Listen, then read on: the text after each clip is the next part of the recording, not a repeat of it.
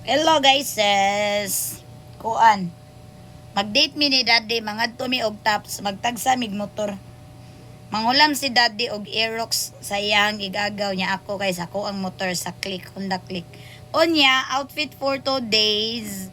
Opa, ako sa ning kuan na pink-pink akong aping hakay. Para pud ta mo pink-pink pud ta no. Kabaw ba mo kuan kayo guys wa jud ko'y swerte. Kay ngano, nagpakuan ko, magpa-change ko decal sa akong motor. Ang kaso lang,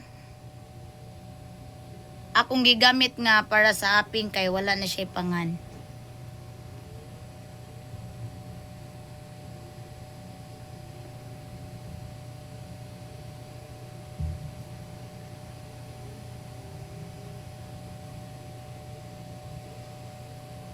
Malas kay guys kay ang akong napalit nga decals guys pang version 3.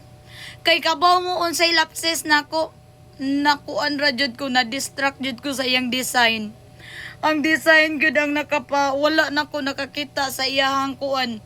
As long as lang black pink lang siya, pink lang siya nga kanang sticker ug nindot siya design giganahan jud ko niya guys but sad to say pang version 3 gud siya nga motor nga Click. Nya nga ko version 2. Ya pwede day na nga di man bisag unsaon og bali-bali niya nakuha na pagyud sa kuan guys nagunting-gunting na ba. So kung kinsay na ay version 3 dira nga motor niya, lady rider ka niya, ganahan ka mag-change og sticker, i-PM ko kay ako paulian.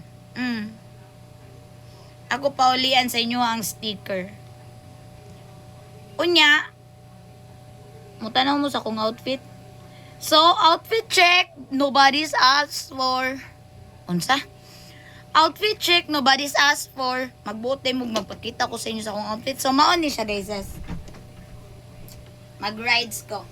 Dayon white nga shoes. Yan mo ni akong outfit. Naglibog ko kay na may design good ang iyahang ariba. Na-design ang akong, as you can see, tanawa good. Na-design niya, but, diba, kung inaning outfit, nindot good siya, parisan og belt. Diba? Parisan og belt. But, kung ako siyang i-belt, murag mawa man ang iyang design sa iyang, like, mawa. Di siya static, Di siya giving. So, anyways, guys, no, mauni akong outfit. Dayon, magamit na pod gud ni akong helmet. Kay magtagsa mamig motor ni Daddy. Anyways, guys, asa man, be? Dali, be. Kung saan may makadaog ani sa bedding. Diba? Murag feel ako kay dili na lang jud ko magkuan kay murag like di siya kuan murag na jud tay mga outfit nga nunid na gyud siya baksan. Awon sa ba? So mas simple lang like dili lang kayo siya makita nga nagkuan ko in shirt. So magamit na gyud niya ang ako ang helmet pang malakasan nga porte ng abuga. So limpyuhan pa ni nako guys kay wala nang guni siya gamit-gamit guys oy. So anyways, ambot na unsa pa ni mamao pa ba ni kahang dagway ani.